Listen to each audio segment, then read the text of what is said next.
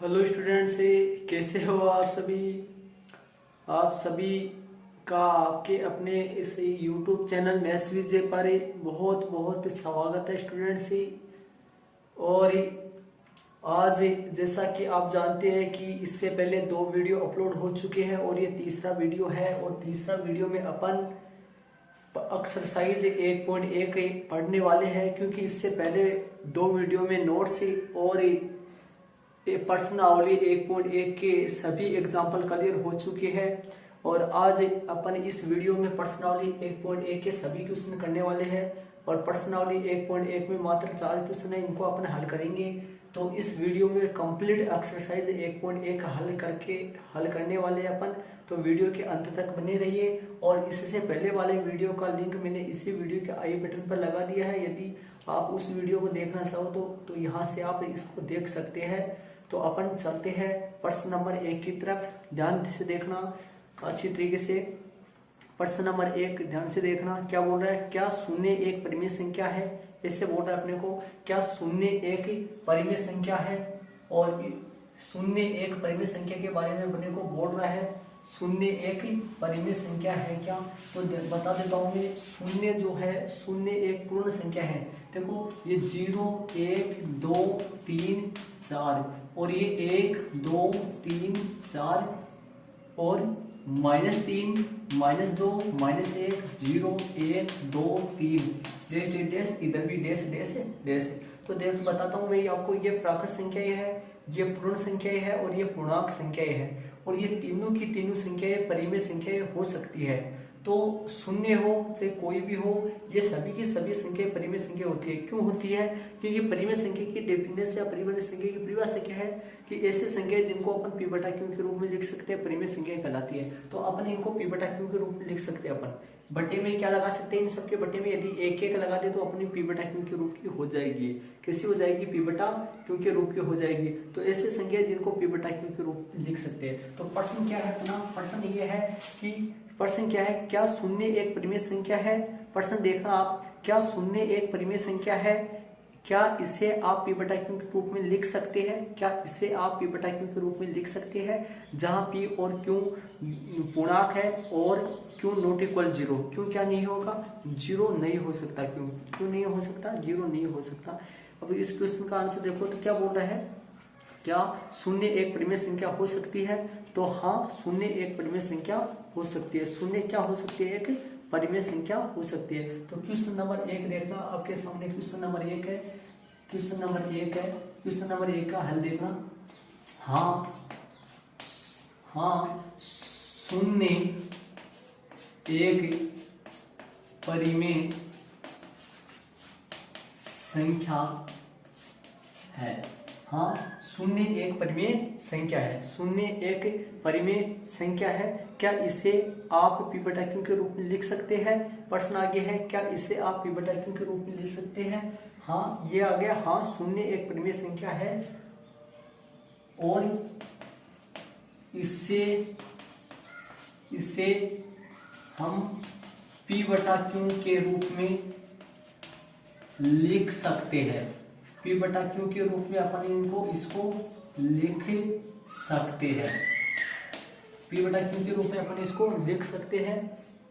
अर्थात कैसे लिखेंगे p बटा q के रूप में? शून्य बराबर, शून्य क्या है? शून्य ले लिया मैंने, शून्य लेके इसके बटे में 0 बटा 1 कर दूं, या फिर 0 बटा 2 कर दूं, या 0 बटा 3 कर दूं। ये देखो मैंने इन 0 के बटे में 1 2 3 लगा दिया, तो ये क्या हो गया? p बटा q के रूप में लिख दिया। और p बटा q के रूप में लिख दिया तो ये क्या हो गई? परिमेय संख्या हो गई। ठीक है, तो इसको क्या बोला था इसने? इसे हम p बटा q के रूप में लिख सकते हैं।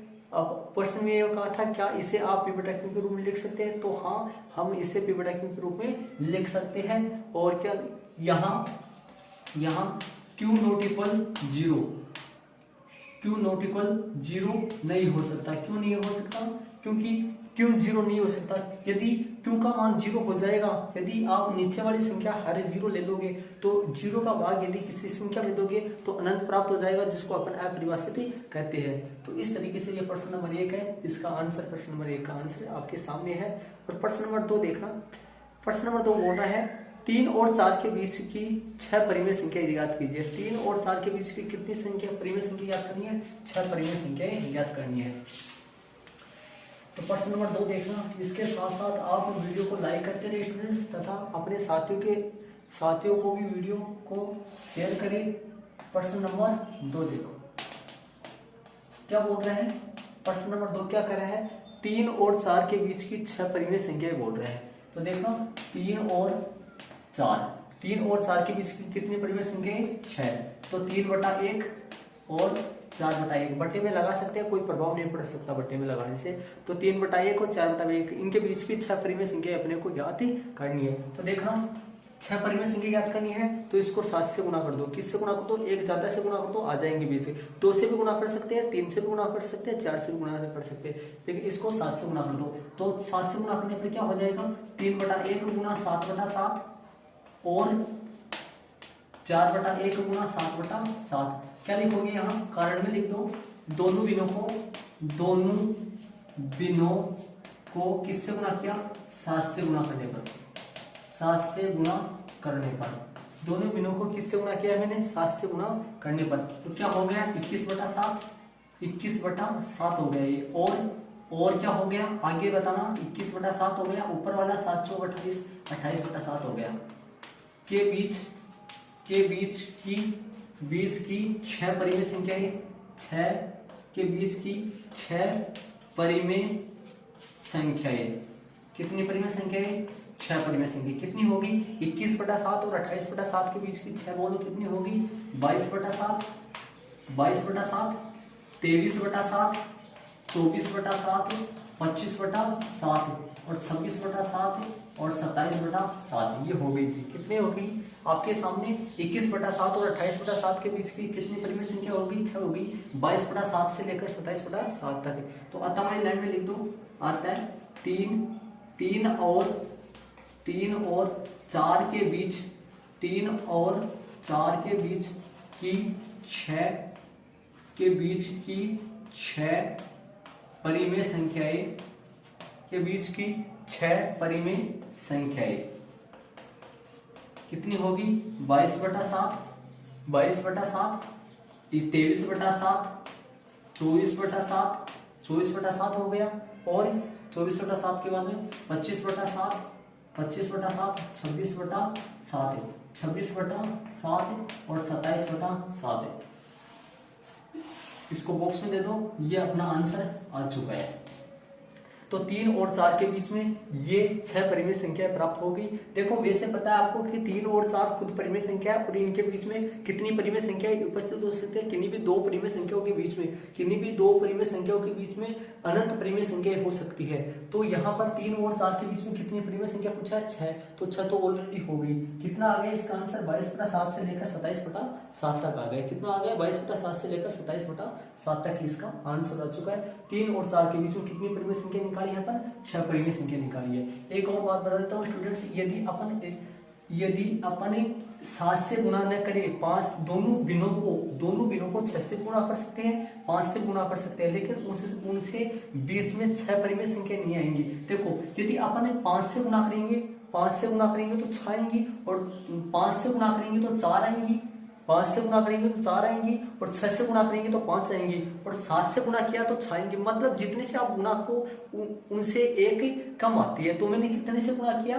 7 से गुणा किया। 7 से गुणा किया तो बीच में कितनी आ गई? 6 आ गई। जितने से गुणा करोगे आप उनसे एक कम आएगी। ठीक है, तो जितनी आपको पूछ रहा है उनसे एक ज्यादा से गुणा कर दो तो आपकी आ जाएंगी। इसमें 6 परिमेय संख्या पूछा है तो मैंने किससे गुणा कर दिया? 7 से गुणा कर दिया। ठीक है, तो ये प्रश्न नंबर आपका दूसरा हो गया। इसके बाद में प्रश्न नंबर तीसरा देखना। तीसरा क्वेश्चन आपके सामने है। तीसरा क्वेश्चन भी ऐसा ही है। क्या बोल रहा है?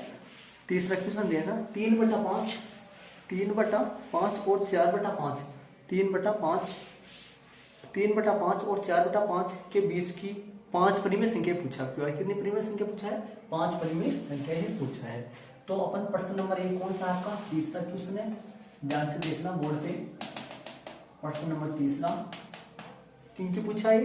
3/5 और 4/5 के बीच की। तो यहाँ पे लगा दो 3/5 और 4/5। 3/5 और 4/5 के बीच की 5 परिमेय संख्या पूछा है। कितनी पूछा है? 5 परिमेय संख्या बीच की पूछा है। तो देखना इसमें अपने को क्या करना पड़ेगा, इसमें तो ऑलरेडी बट्टे में लगा हुआ है, ऐसा है नहीं कि बट्टे में 1 लगा दे 2 लगा दे, ऐसा नहीं है। इसमें पहले से बट्टे में क्या हुआ है, लगाया हुआ है पहले से, इसमें नहीं लगा सकते अपन। तो देखो इसमें बीच में कितनी परिमेय संख्या याद करनी है, बीच में अपने को कितनी प्रश्न है 3/5 और 4/5 के बीच की 5 परिमेय संख्या इसमें ज्ञात करनी है। कितनी परिमेय संख्या ज्ञात करनी है, इसमें 5 परिमेय संख्या इसमें अपने को ज्ञात करनी है। तो 5 परिमेय संख्या ज्ञात करने के लिए देखो इसको अपन 2 से गुणा करेंगे, 3 से गुणा करेंगे, 4 से गुणा करेंगे, इनसे अपने बीच में 5 परिमेय संख्या अपने को नहीं मिलेंगे। कितने नहीं मिलेंगी, बीच में 5 परिमेय संख्या अपने को नहीं मिलेंगी। तो देखो अपन जैसे मान लो इसको 3/5 को और 4/5 को अपन बीच में गुणा कर लो, 5 से गुणा करते हैं। जैसे इन दोनों अंश और हर को 5 से गुणा करते हैं, इनको 5 से इनको 5 से, तो इनको कितनी आती है देखना, 5 दिए 15 और 5 5 25, तो यह आ गई आपकी 15/25 और वो कितनी आती है 20/25। तो 15/25 और 20/25 के बीच में कितनी होगी, 4 परिमेय संख्या होगी। कितनी होगी, 16 17 18 और 19, कितनी होगी 4। लेकिन इसमें कितनी पूछा है, 5 परिमेय संख्या पूछा है। कितनी परिमेय संख्या पूछा है, 5 परिमेय संख्या पूछा है। तो 4 से गुणा करने पर देखो, 4 से गुणा करने पर अपनी 4 5 से गुणा करने पर अपनी 4 आ रही है। जितने से गुणा करो उनसे 1 कम आती है, जितने से अपन गुणा करें उनसे 1 अपने पास कम आती है। तो अपन 5 से गुणा करेंगे तो कितनी आएंगी अपने पास, 4 ही आएंगी। कितनी आएंगी, सिर्फ 4 ही आएंगी। यदि 5 से गुणा करेंगे तो अपने पास सिर्फ कितनी आएंगी, अपने पास 4 ही परिमेय संख्या आएंगी 5 से गुणा करोगे। तो इससे बजाय अपन क्या कर देते हैं, 6 से गुणा कर लो, 7 से गुणा कर लो। 6 से भी आंसर सही होगा, 7 से भी आंसर। 6 से कितनी आएंगी, 6 से आएंगी 1 कम आती है, 6 से 5 आएंगी। और आपकी 7 से कितनी आएंगी, 7 से 6 आएंगी। इसने 5 पूछा है तो अपन क्या करते हैं, 10 से गुणा कर देते हैं इसको। 3/5 10/10 और 4/5 10/10। ठीक है, अपन यहां क्या लगा देंगे, दोनों बिनों को 10 से गुणा करने पर, किससे गुणा करने पर, 10 से गुणा करने पर, दोनों बिनों को 10 से गुणा करने पर। ठीक है, अब 10 से गुणा किया है मैंने, 10 से गुणा करने के बीच में कितनी आएंगी, 9 आएंगे। लेकिन 9 तो क्या करनी नहीं है अपने को, तो 5 ही लिखनी है। तो गुणा करेंगे, 5 दिए 15, 15/50, ये कितना हो गया, सॉरी 10 दिया 30, 30/50, 30/50। और वो वाली कितनी होगी बताओ, 40/50, 40/50। तो कितनी आएंगी इनके बीच में, 9 आएंगी। 10 से गुणा किया तो 9 आएंगी, 8 से गुणा करेंगे तो 7 आएंगी, 6 से गुणा करेंगे तो 5 आएंगी। मतलब जितने से गुणा करें उनसे 1 कम आएगी। तो अपने को तो सिर्फ कितनी याद करनी है, 5 याद करनी है। तो इनकी के बीच की परिमेय संख्या के बीच की कितनी परिमेय संख्या लिखनी है अपने को, 5। कितनी, 5 परिमेय संख्या, तो 5 परिमेय संख्या। तो कितना हो गया आंसर, 31/50, 32/50, 33/50, 34/50, 35/50। कितनी हो गई अपनी, 5 पूछा था, 5 अपन लिख दिए। आता वाली लाइन में लिख देते हैं, आता है 3/5 और 4/5 के बीच की कितनी हुई, 5 परिमेय संख्या के बीच की 5 परिमेय संख्या कितनी आ जाएंगी, ये अपन लिख देंगे आगे। 31/50, 32/50, 33/50, 34/50 और 35/50। ये बीच की कितनी परिमेय संख्या आ गई, 5 परिमेय संख्या आ चुकी है, 5 परिमेय संख्या आ चुकी है। ये प्रश्न नंबर आपका तीसरे का आंसर होगा, जिसके बीच में कितनी परिमेय संख्या होगी, 5 से। अपन कितने से गुणा किए, अपन गुणा कितने से करिए, अपन गुणा करिए 10 से गुणा करिए। 10 से गुणा करने पे वैसे 9 आ सकती है वैसे, लेकिन अपन कितने 10 से गुणा करके अपन 5 ही लिखिए। कितने लिखिए अपन, 5 ही अपन लिखिए। तो ये प्रश्न नंबर आपका तीसरा हो गया आपके सामने। इसी के बाद में देखना, ये प्रश्न तीसरा होगा। तो 3 तक प्रश्न हो चुके हैं स्टूडेंट्स। प्रश्न नंबर 1, प्रश्न नंबर 2 और प्रश्न नंबर 3 हो चुके हैं अपने। और इसके बाद में देखना प्रश्न नंबर आपके 4 देखना, और 4 वाला लास्ट क्वेश्चन है इस प्रश्नावली का। प्रश्न नंबर 4 इस प्रश्नावली का लास्ट क्वेश्चन है। आप इसके साथ ही यदि आपके कुछ समझ में नहीं आ रहा है आपको, इसको आप, मैं ये बता रहा हूँ, इसको आप 9 से भी गुणा कर सकते हैं, 8 से भी गुणा कर सकते हैं। लेकिन 9 से 8 से गुणा करने पर आपके आंसर जो है पीछे वो नहीं मिलेंगे आंसर। तो तो आंसर क्यों नहीं मिलते हैं? क्योंकि अपन आंसर उत्तरमाला में जो पीछे आंसर है वो एक ही हो सकता है, एक ही आंसर हो सकता है। और मैंने कहा है कि कोई भी दो परिमेय संख्या के बीच में अनंत परिमेय संख्या हो सकती है, तो कितनी भी परिमेय संख्या आ सकती है। ठीक है, इसके बाद में क्वेश्चन नंबर देखना 4, क्वेश्चन नंबर 4 देखना। क्वेश्चन नंबर 4 सत्य और असत्य के टाइप का है। क्वेश्चन नंबर जो 4 है वो सत्य और असत्य के टाइप का है। क्वेश्चन नंबर 4 में कौन सा? पहला। क्वेश्चन नंबर 4 में पहला देखना क्या बोल रहे हैं, देखो। नीचे दिए गए कथन सत्य या असत्य कारण के साथ अपने उत्तर दीजिए। नीचे दिए गए कथन सत्य या असत्य कारण के साथ अपने उत्तर दीजिए। चौथे में पहला देखना, चौथे में पहला क्या है? चौथे में पहला है प्रत्येक प्राकृत संख्या एक पूर्ण संख्या होती है। प्रत्येक प्राकृत संख्या एक पूर्ण संख्या होती है, ये चौथा प्रश्न है। तो चौथा प्रश्न बड़ा ही अच्छा प्रश्न आने वाला है आपके लिए, ध्यान देना स्टूडेंट्स। इसके साथ ही मैं आपको बता देता हूँ, आप जो भी काम वीडियो को लगातार देखें, कोई वीडियो बीच में नहीं छोड़े, क्योंकि अपन जानते हैं कि लगातार कोई भी कार्य है लगातार करने से ही पूरा होता है। ऐसा नहीं कि जैसे मान लो 2 दिन में एक दिन देख लिए, एक दिन नहीं देखे, इससे कुछ नहीं होगा। लगातार देखे तो ही सही हो रहेगा आपके लिए। ठीक है, तो प्रश्न नंबर आपका चौथे में पहला देखना, प्रत्येक प्राकृत संख्या एक पूर्ण संख्या होती है। प्रत्येक प्राकृत संख्या एक पूर्ण संख्या होती है। तो सत्य असत्य बताना है और कारण के साथ अपने उत्तर दीजिए। कारण बताना है कि भाई सत्य है तो क्यों सत्य है और असत्य है तो क्यों असत्य है। तो क्या बोल रहा है? प्रत्येक प्राकृत संख्या एक पूर्ण संख्या होती है। प्रत्येक प्राकृत संख्या, देखो आपके सामने ध्यान से देखना, प्रत्येक प्राकृत संख्या, तो प्रत्येक प्राकृत संख्या एक पूर्ण संख्या होती है। तो ध्यान से देखना आप, प्रत्येक प्राकृत संख्या जो है एक पूर्ण संख्या होती है। देखो 1 2 3 4 ये प्राकृत संख्या है। ये कैसी है? प्राकृत संख्या। पूर्ण संख्या लिखिए 0 1 2 3 4। एक बात बता देता हूँ, यदि जिस किसने भी मेरा भाग 1 नहीं देखा है, भाग 1 में मैंने नोट्स करवा रखे हैं, वो नोट्स ये प्राकृत संख्या पूर्ण संख्या उस भाग में कंप्लीट अच्छे तरीके से समझाए हुए हैं। तो आप उस वीडियो को जाकर देखिए मेरे प्लेलिस्ट पर। तो ये प्राकृत संख्या और ये है पूर्ण संख्या। तो क्या बोल रहे हैं? प्रत्येक प्राकृत संख्या पूर्ण संख्या होती है। प्रत्येक प्राकृत जो संख्या है, प्रत्येक प्राकृत संख्या वो पूर्ण संख्या होती है। देख लो, आप खुद ही देख लो ये बात। जो प्रत्येक प्राकृत संख्या है ये पूर्ण संख्या होती है। क्या मतलब? ये सभी की सभी इनमें आ रही है। कैसे? देख लो, ये प्राकृत संख्या है और ये पूर्ण संख्या है। तो प्रत्येक प्राकृत संख्या पूर्ण संख्या होती है। तो ये सभी के सभी इनमें आ रही है। क्या आ रही है ना? आपके सामने नीचे वाली भी। ठीक है, तो ये सभी के सभी प्राकृत संख्या पूर्ण संख्या होती है। यह कथन क्या हो गया? सत्य हो गया। कैसा हो गया? ये सत्य हो गया। तो अपने यहाँ के लिखेंगे अतः यह कथन कैसा है? सत्य है। कैसा है?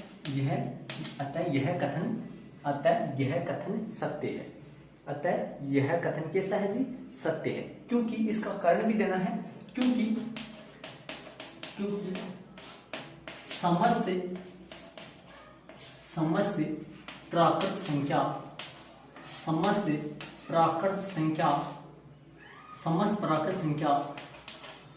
प्राकृत संख्याएं पूर्ण संख्याएं होती है। यह कथन सत्य है क्योंकि समस्त जो प्राकृत संख्याएं है वो पूर्ण संख्याएं होती है। यह कथन सत्य हो गया। ठीक है, ये प्रश्न नंबर आपका चौथे का पहला हो चुका है।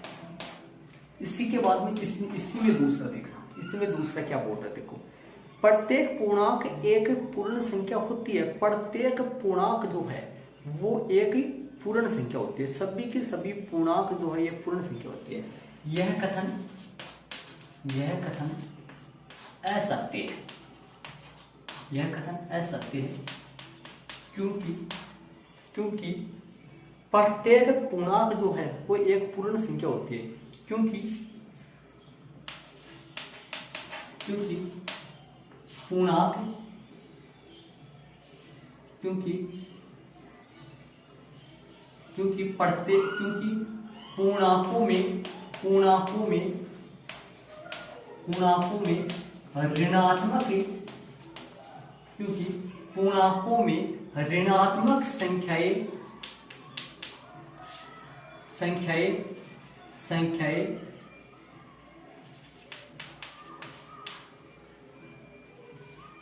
क्योंकि पूर्णांकों में ऋणात्मक संख्याएं होती है पूर्णांकों में ऋणात्मक संख्याएं होती है, जो कि पूर्ण संख्याएं नहीं होती है, जो कि पूर्ण संख्याएं नहीं होती है, जो कि पूर्ण संख्या। देखो पूर्णांक जो संख्या है ये क्या बोल रहा है कि प्रत्येक पूर्णांक एक पूर्ण संख्या होती है। पूर्णांकों में ऋणात्मक संख्या, शून्य और धनात्मक सभी होते हैं, बल्कि पूर्ण संख्या में कौन कौन होते हैं, शून्य और धनात्मक ही होते हैं। तो पूर्णांकों में ऋणात्मक संख्या भी होती है जो कि पूर्ण संख्या नहीं होती है, क्योंकि पूर्णांकों में ऋणात्मक संख्या होती है जो कि पूर्ण संख्याएं नहीं होती है। अर्थात तो पूर्णांकों में माइनस की संख्या आती है और वो पूर्ण संख्या नहीं होती है। तो ये क्या बोल रहा है, प्रत्येक पूर्णांक एक पूर्ण संख्या है, प्रत्येक पूर्णांक एक पूर्ण संख्या नहीं होती है, क्योंकि पूर्णांकों में तो माइनस वाली संख्या भी होती है जो कि पूर्ण संख्या का नहीं होती है। अब इसी के साथ प्रश्न नंबर इसी में तीसरा देखना क्या बोल रहे हैं, प्रत्येक परिमेय संख्या एक पूर्ण संख्या होती है, अतः यह कथन असत्य है। ये भी क्या हो गया, असत्य है, क्योंकि देखो क्या बोल रहा है, प्रत्येक परिमेय संख्या एक पूर्ण संख्या होती है, प्रत्येक परिमेय संख्या एक पूर्ण संख्या होती है। देखो इसका एग्जांपल क्या देंगे देखना, प्रत्येक परिमेय संख्या एक पूर्ण संख्या होती है, क्योंकि 1/2 एक परिमेय संख्या है, क्योंकि 1/2 एक परिमेय संख्या है। 1/2 क्या है, ये एक परिमेय संख्या है, क्योंकि इसको अपन p/q के रूप में लिख सकते हैं। ये एक परिमेय संख्या है, लेकिन ये पूर्ण संख्या नहीं है। क्या बोल रहा, प्रत्येक परिमेय संख्या एक पूर्ण संख्या होती है। तो 1/2 एक परिमेय संख्या है, लेकिन ये पूर्ण संख्या नहीं है। लेकिन यह एक पूर्ण संख्या नहीं है। क्या नहीं है जी, लेकिन यह एक पूर्ण संख्या नहीं है, लेकिन यह एक पूर्ण संख्या नहीं है। तो इसी के साथ ये प्रश्न नंबर आपका 4 कंप्लीट हो गया। 4 में 3 प्रश्न थे सत्य असत्य वाले जो कंप्लीट हो चुके हैं। यह कथन सत्य आया, यह सत्य है, और ये वाला असत्य है दूसरा, और तीसरा भी असत्य है। तो पहला असत्य आया और बाकी 2 असत्य आए। तो ये प्रश्न नंबर आपका कौन सा हो गया, प्रश्न नंबर 4 कंप्लीट हो चुका है। इसके साथ एक्सरसाइज आपकी 1.1 है, इसके 4 जो क्वेश्चन है वो चारों के चारों क्वेश्चन कंप्लीट हो चुके हैं स्टूडेंट्स। तो वीडियो के बारे में कैसा लगा, वीडियो के बारे में कमेंट जरूर से करना स्टूडेंट्स, एक अच्छा सा कमेंट जरूर से भेजना, जिससे मेरा मनोबल और बढ़े और मैं आपके लिए और अच्छे वाली क्लास लाऊं, जिससे बहुत बेहतरीन क्लास बना सकूं मैं। और इसके साथ और यदि अपने कोई साथी है तो उसको भी जरूर वीडियो शेयर करना। और यदि आप यदि चैनल पर नए हो, चैनल को पहली बार देख रहे हो, तो चैनल को सब्सक्राइब जरूर से कर देना, जिससे जो नया वीडियो अपलोड होता है उसकी सूचना सबसे पहले आपको प्राप्त हो जाएगी। ओके स्टूडेंट्स, चलते हैं अपने अगले वाले वीडियो के साथ, अपन मिलते हैं। जब तक के लिए थैंक्स स्टूडेंट।